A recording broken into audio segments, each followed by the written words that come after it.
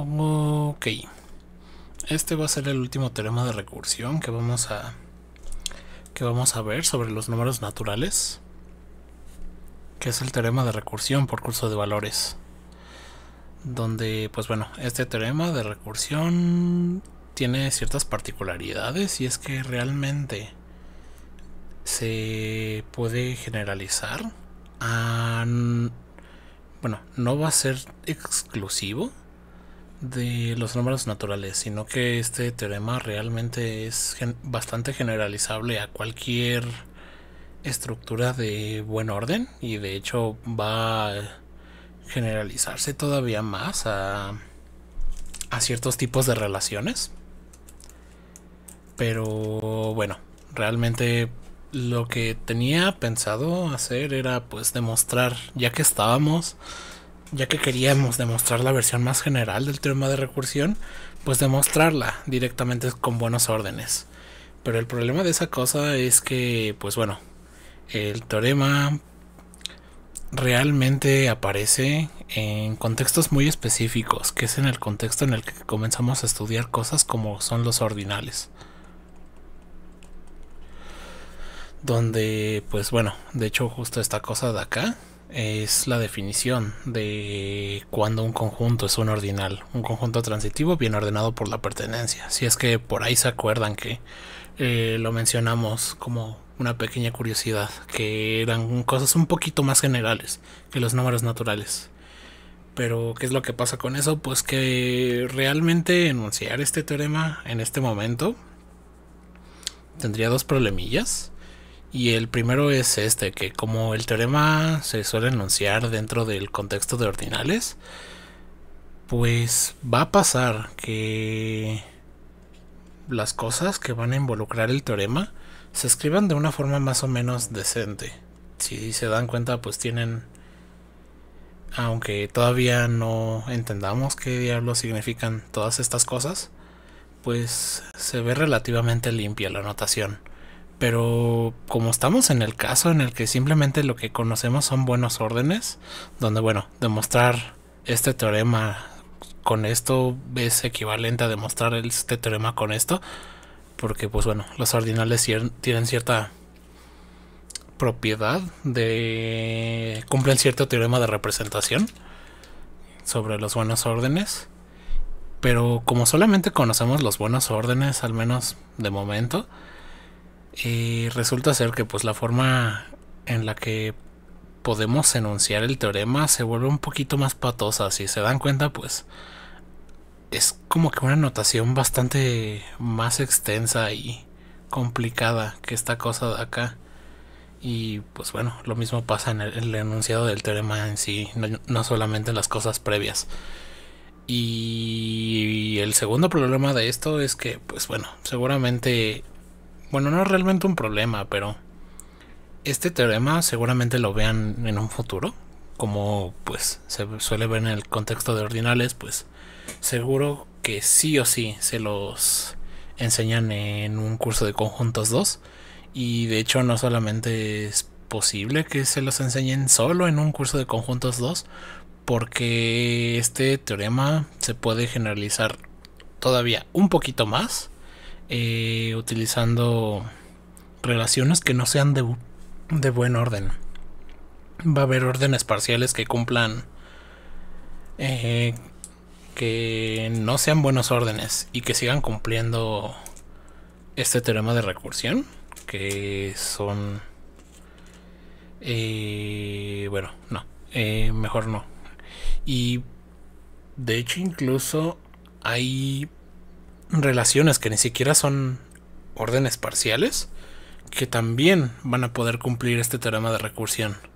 Así que lo que digo, esta cosa se puede generalizar bastante, y de hecho se puede generalizar al punto de que ya no hablemos de conjuntos ordenados mediante una relación que es un conjunto de pares ordenados, sino que podemos comenzar a hablar de clases ordenadas mediante una especie de clase relacional.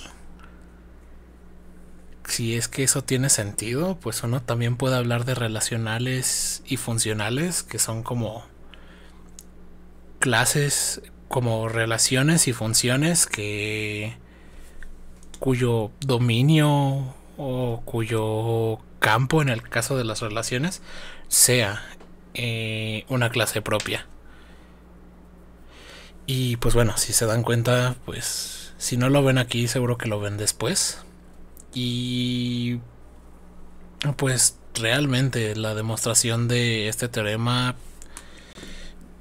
no es tan sencilla. Y pues aparte de que vamos a tener todo este problema de notación si es que no utilizamos abusos de notación para fingir que estamos en este caso de la derecha, o directamente nada más nos vamos en el caso de la derecha.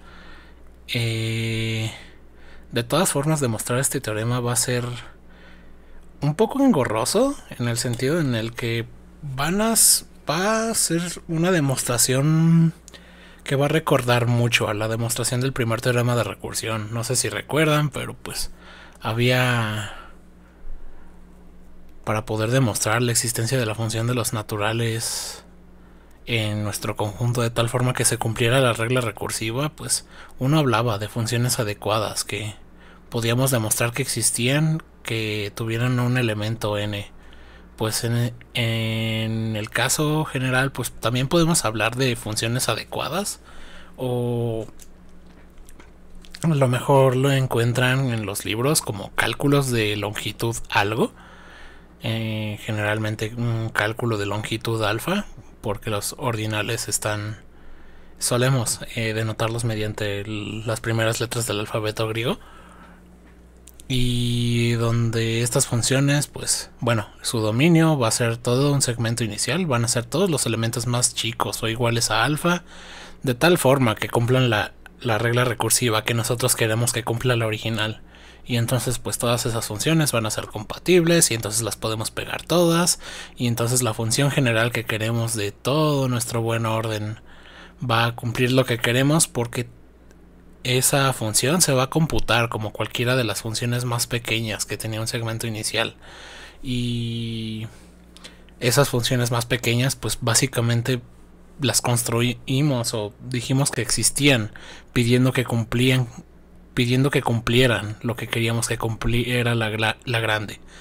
Así que en ese sentido, la prueba, si quieren, me dicen y hago la prueba un poquito más general de esto, pero realmente no le veo sentido si es que van a continuar con conjuntos. Y pues realmente este teorema no lo van a usar a menos que continúen con conjuntos. Realmente estas recursiones más extensas generalmente uno los engloba en otros cursos bajo cosas equivalentes a este tipo de procesos, como lo son el lema de Zorn.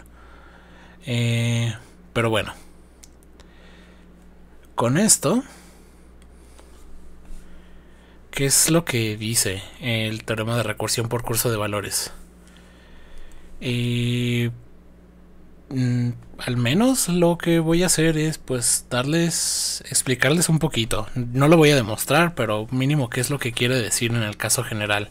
Si tenemos un buen orden, pues podemos definir varias cosillas. Podemos definir el conjunto de predecesores de un elemento beta adentro de alfa, y el conjunto de predecesores pues van a ser todos los elementos gamma que pertenecen al conjunto de nuestra relación, es decir, este alfa de acá, donde bueno, estoy asumiendo que beta es un elemento de nuestro conjunto alfa. Y entonces en este conjunto van a vivir todos los elementos de nuestro orden parcial, de tal forma que resultan ser más chicos o iguales a beta. Es decir, pues básicamente va a ser la imagen inversa del unitario de beta bajo la relación menor igual, donde pues bueno, menor igual es la relación que nos dieron al inicio, que estamos diciendo que es un buen orden. Después, una vez teniendo esa cosa de acá, ¿cómo definimos este conjunto de acá? ¿Qué es este conjunto de acá? X a la menor que alfa van a ser todas las funciones, el conjunto de todas las funciones cuyo dominio va a ser que van a dar a X de tal forma que su dominio sean todos los predecesores de un elemento de nuestro orden parcial, pero sin el elemento en sí. Esto, ¿por qué lo hacemos así? Pues básicamente porque aquí adentro también queremos que pertenezca a la función vacía, y como esta cosa es un buen orden y si el conjunto es no vacío, pues podemos sacar el mínimo, y entonces todos los predecesores estrictos del mínimo van a ser ninguno, y entonces un conjunto elevado al conjunto vacío va a ser siempre el conjunto vacío, porque solamente va a ser el unitario del vacío, porque la única función allí va a ser la función vacía. Y x a la menor que alfa es básicamente eso. Son todas las funciones cuyo dominio es un segmento inicial de nuestro buen orden. Es decir, son funciones que solamente están definidas en segmentos de este estilo. Y pues bueno, eso lo expresamos mediante la unión, porque justo lo que queremos son cosas que vivan en alguno de estos, funciones que sean de este estilo, y como son de este estilo para cualquier beta, pues lo que queremos es que sean de este estilo para algún beta. Y en este caso, pues con los naturales se vería un poquito más sencillo. Y también pequeña observación es cómo el hecho de pedir las cosas en el contexto de ordinales hace las cosas un poquito más sencillas. Si el buen orden del que estamos hablando es la pertenencia, bueno, restringida a nuestro conjunto alfa, no sé por qué puse ahí, donde bueno, en este caso la pertenencia va a ser el orden estricto, no el orden suave como lo puse en este contexto. X a la menor que alfa son todas las cosas, es la unión de todas las cosas, de todas las funciones que van a dar a X y que parten de algún elemento de nuestro conjunto alfa. ¿Y por qué es esta cosa de acá? Pues porque realmente si beta pertenece a alfa, beta va a ser el conjunto de todas las cosas más pequeñas que beta. ¿Por qué? Porque el orden es la pertenencia, y entonces si algo va a ser más chico que beta, digamos un elemento gamma, pues como gamma es más chico que beta, pues gamma va a pertenecer a beta, y entonces como el conjunto también es transitivo, esto nos va a decir que gamma va a pertenecer a alfa. Entonces si eres más chico que beta es porque perteneces a beta, y entonces también perteneces a alfa, y entonces eres un elemento que está en la imagen inversa de esta relación. Así que pertenecer es lo mismo que ser más chico. Y entonces con esto pues ya no tenemos que hacer esta cosa de acá de hablar de todas las cosas que parten de una especie de segmento inicial, porque el segmento inicial determinado por beta, sin contar a beta mismo, es beta mismo. Y con esto pues ya tenemos esto de acá. Y en el caso en particular de omega, lo que va a pasar es que x a la menor que omega va a ser la unión de todos los elementos x a la n, tales que n pertenece a omega. Y en este caso pues ya es bastante más sencillo de vislumbrar. Son segmentos, son funciones que están definidas sobre un segmento inicial de los naturales. Es decir, su dominio es un número natural. Y con esto, una vez teniendo claro qué es este conjunto en particular de acá, ¿qué es lo que nos dice el teorema? Si tenemos una función llamada f mayúscula de tal forma que a cada función definida sobre segmentos iniciales de nuestro conjunto ordenado alfa la manda a un elemento de x, entonces va a existir una única función g de nuestro buen orden al conjunto x, de tal forma que para calcular la función g en cualquier elemento de beta, lo único que tengamos que hacer es agarrar a la función, truncarla a todos los segmentos iniciales, truncarla a todos los predecesores del elemento beta y aplicar f en dicha función. Y pues bueno, en el caso de ordinales, donde no se tiene que hacer esta cosa de acá, pues se ve bastante más elegante. Pero ¿esto qué nos quiere decir? Pensemos en una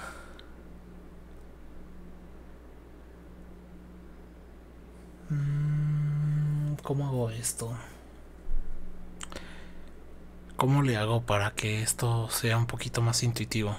Porque ¿qué significa esto de decir que g de un elemento es lo mismo que aplicar la función que nosotros dijimos a g restringido a dicho elemento?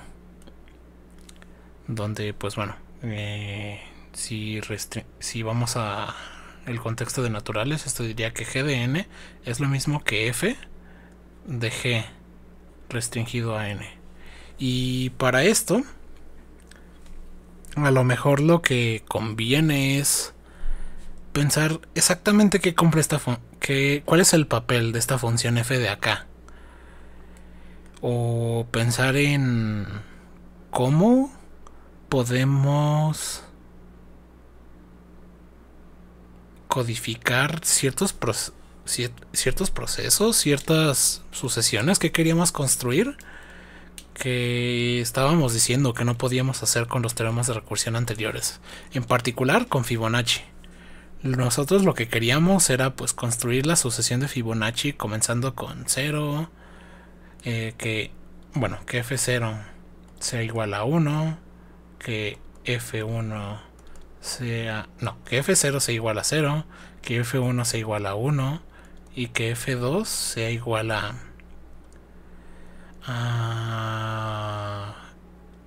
f1 más f0, es decir, queremos que sea la suma de los dos anteriores, que en este caso es 0 más 1, que resulta ser 1, y en general lo que queremos es que f sub n más 2 sea lo mismo que f sub n más f sub n más 1. Es decir, para calcular el próximo número de la sucesión de Fibonacci necesitamos recuperar los dos elementos anteriores, que nuestro segundo teorema de recursión no podía hacer porque solo le permitíamos introducir a la función que estaba enunciada en ese teorema como especie de regla de cálculo, solo le permitíamos conocer al último elemento de nuestra sucesión, no al penúltimo, que en este caso es f sub n. Y entonces la pregunta es ¿cómo suplimos ese problema? Pues ¿qué especie de conjunto creamos para meterle a una función un poquito más general que de tal forma que pues esa función pueda recuperar toda la información que requiera para calcular el siguiente valor de nuestras sucesiones en términos de lo que ya tenemos calculado de antemano? Y pues si nosotros quisiéramos calcular una sucesión k, el décimo elemento de la sucesión k, supongamos que es alguna, y que este décimo elemento realmente depende en algún sentido de todos los valores anteriores, es decir, necesitamos saber quién es K0, K1, K2, K3 y así hasta K9, pues esto nos diría que necesitamos decirle, oye, en el 0 resultó tanto, en el 1 resultó tanto, y pues una forma de decir eso es con pares ordenados. Podemos decir al 0 pues resultó llegar a K0, al 1 resultó llegar a K1, al 2 resultó llegar a K2, y entonces si f conociera todos estos pares ordenados, ya podría decir, ah, vale. Y entonces, bueno, y seguimos sucesivamente hasta que al 9 le decimos que llegó al K9. Y entonces, si metemos todos estos pares ordenados a esta función f, ya habríamos acabado, porque ya conoce todos los valores que ya calculó desde el 0 hasta el 9 y sabe cuál es el resultado de cada cual. Y entonces, si se dan cuenta, pues si ponemos esto como un conjunto, para que nuestro dominio no sea como que a veces recibe una entrada, a veces recibe dos entradas, metemos todo esto dentro de un conjunto y lo que hacemos es meterle a esta función f este conjunto que tiene todos los pares ordenados donde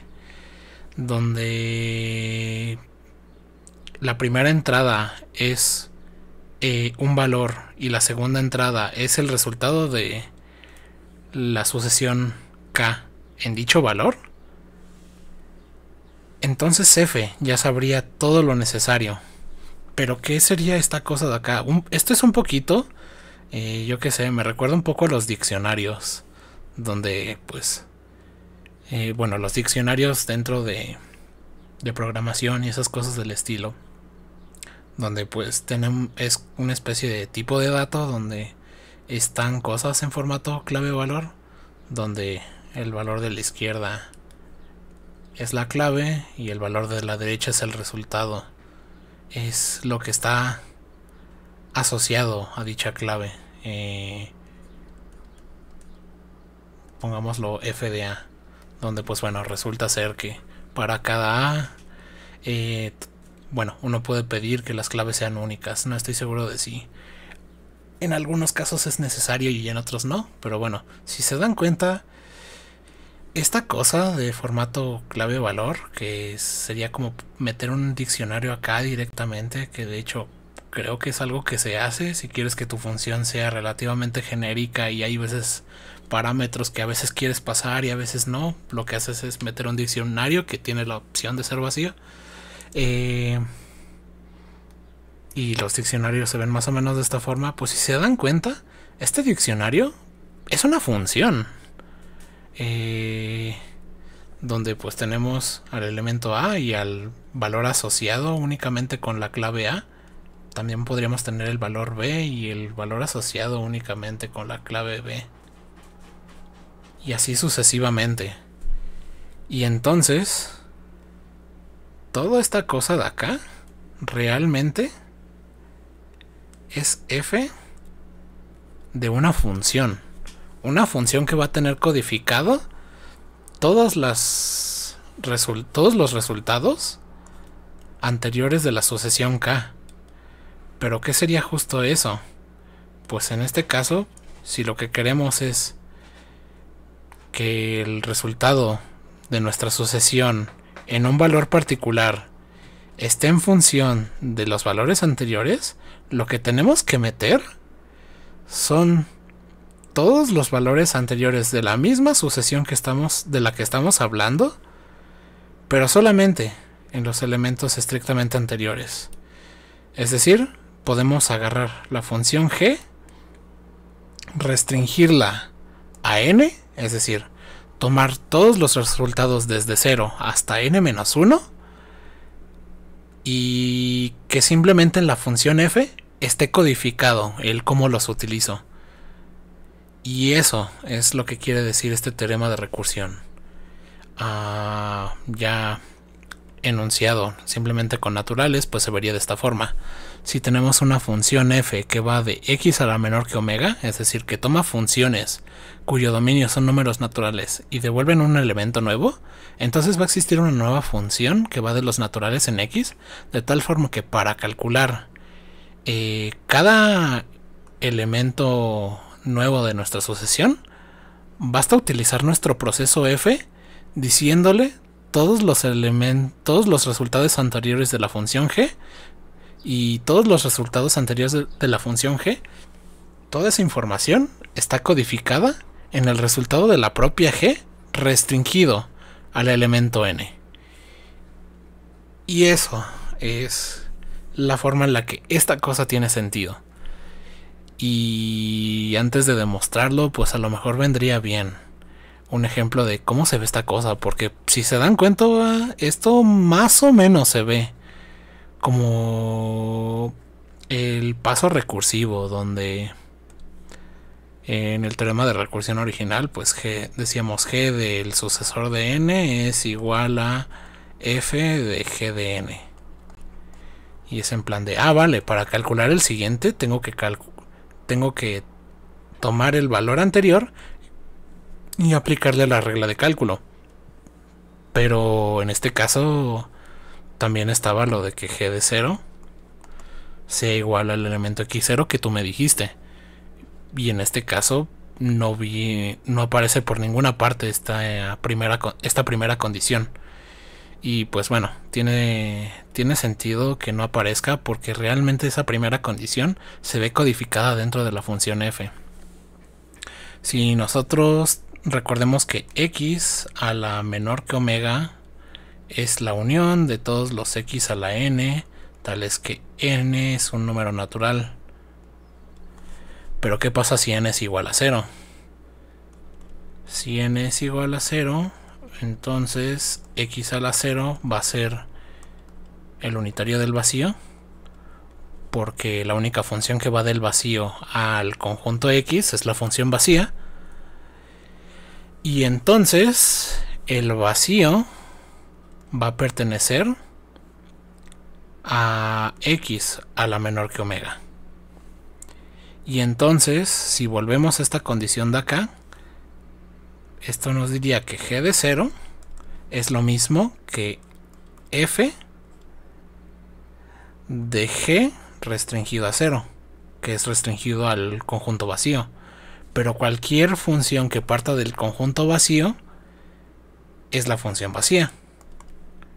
Y entonces esto es f del vacío. Entonces, para decir cómo queremos que empiece nuestra sucesión, simplemente es decirle a la función f mayúscula, oye, al vacío, mándamelo a este sitio. Y entonces, ¿qué más podemos hacer con esta función f? ¿Cómo codificamos las recursiones anteriores en términos de esta nueva sucesión f? Pues si queremos calcular, yo qué sé, G de 10, bueno, pensemos en, sí, G de 10. Pues esto en el primer teorema de recursión, pues esto se vería como f de G de 9, porque 10 es el sucesor del 9. Y entonces, si intentáramos hablar de una función f mayúscula que hiciera más o menos esta cosa de acá, donde el valor siguiente es el resultado de aplicar una función f minúscula al resultado anterior, pues uno podría hablar de una función de este estilo. Si yo tengo la función f y le meto una función, llamémosla h, ¿qué es lo que vamos a hacer con ella? Pues vamos a dividirlo por casos. Si h es igual a la función vacía, entonces lo vamos a mandar x0.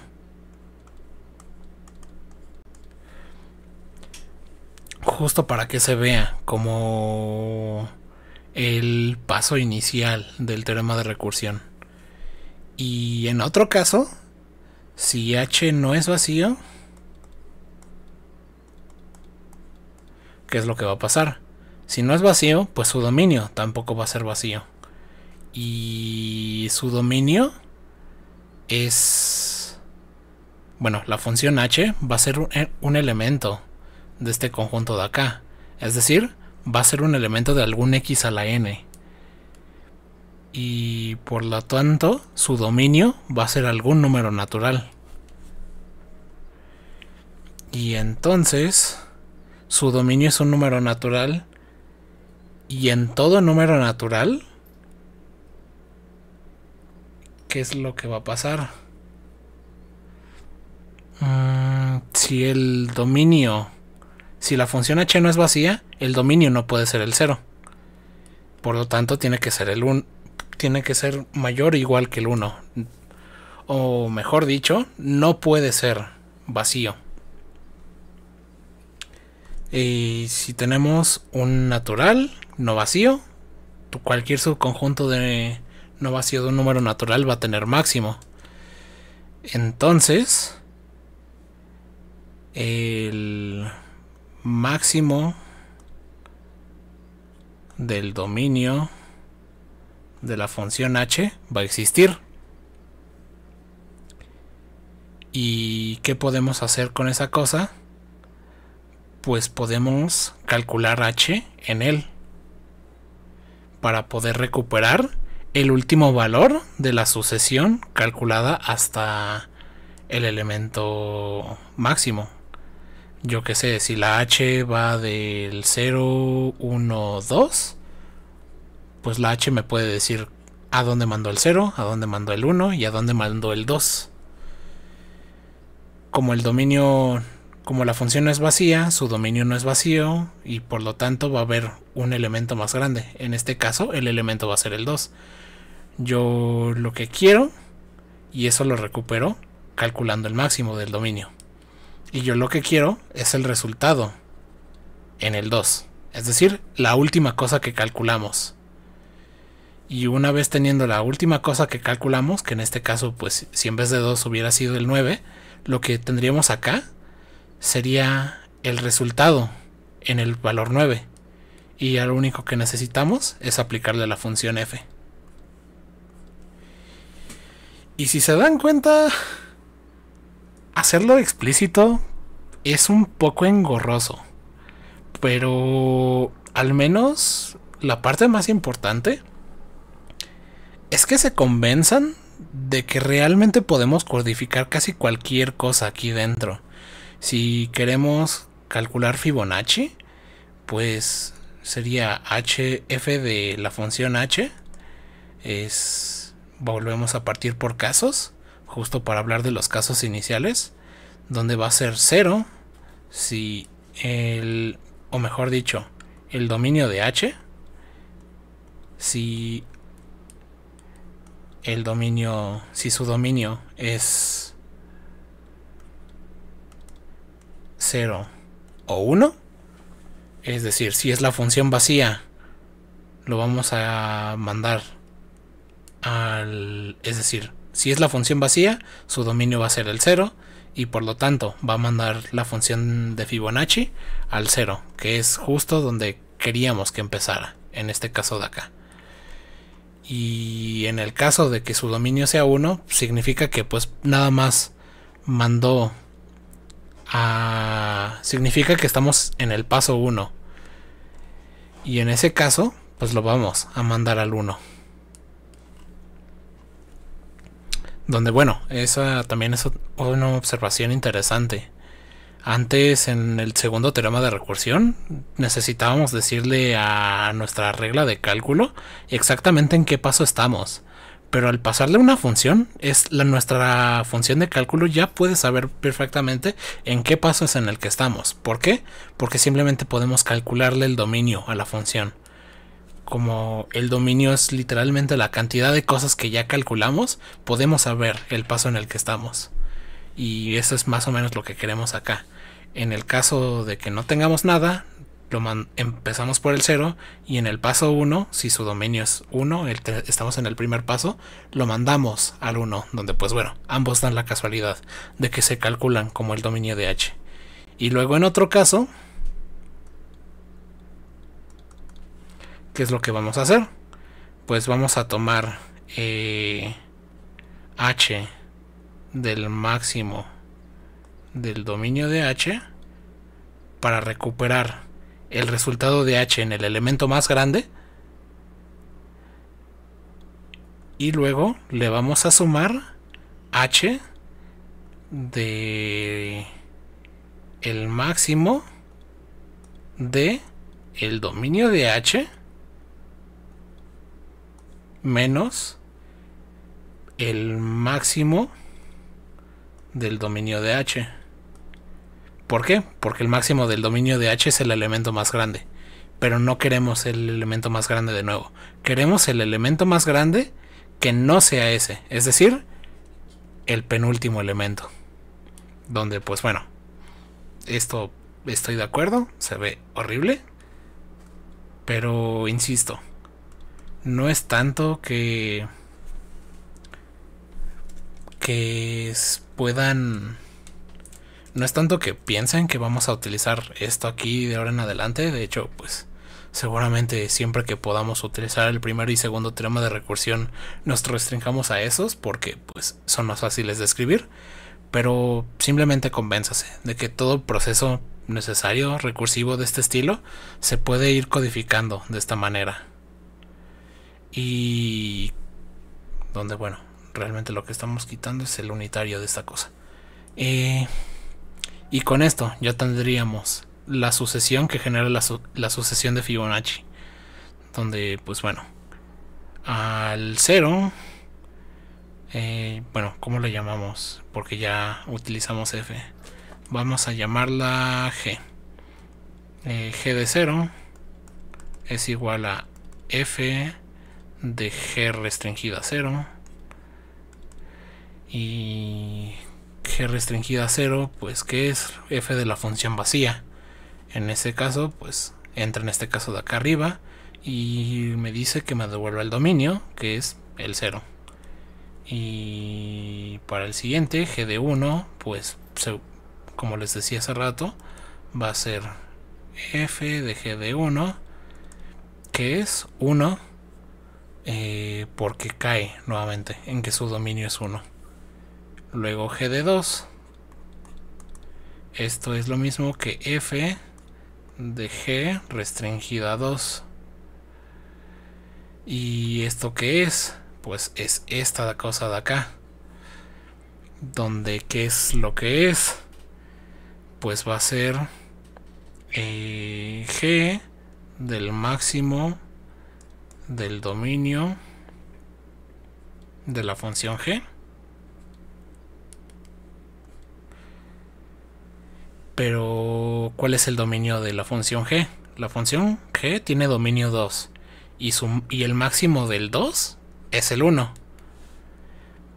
Y entonces tenemos que esto de acá es G de 1. Pero G de 1 ya lo tenemos calculado, que es 1. Así que esta cosa se vuelve 1. Y a eso también le tenemos que sumar G del máximo del conjunto que resulta ser el dominio de G menos el elemento más grande, que es el máximo del dominio de G.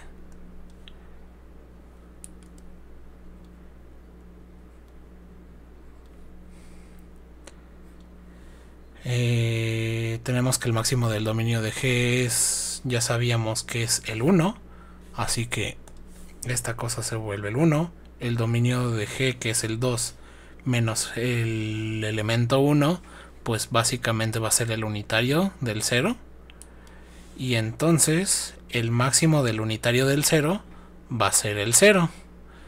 Entonces esto va a ser lo mismo que G de 0, que es igual a 0, por la forma en la que ya lo teníamos calculado de acá. Y entonces G de 2 es 0 más 1, que es 1. Y así es como se utiliza este teorema de recursión más general. Y dicho esto, nadie lo utiliza de esta forma. Simplemente uno hace su prueba y definimos, generalmente dice, definimos, yo que sé, la función G de 0 con igual a algún elemento x0, y luego supongamos que tenemos G de n para cada n menor que k. Y entonces G de k va a ser lo mismo que el resultado de hacer alguna cosa con todos los GDNs que ya tenemos. Y entonces, pues definimos esa cosa aquí y ya simplemente asumimos que tenemos G. Pero pues bueno, si realmente uno quiere hacer las cosas formalmente, pues la forma en la que uno asume que este proceso de acá está bien hecho es utilizar ese teorema de recursión de acá arriba. Pero pues bueno, 40 minutos. Voy a separar la demostración del teorema de recursión en otro video para que quede más o menos separado, ya que este ya quedó algo largo.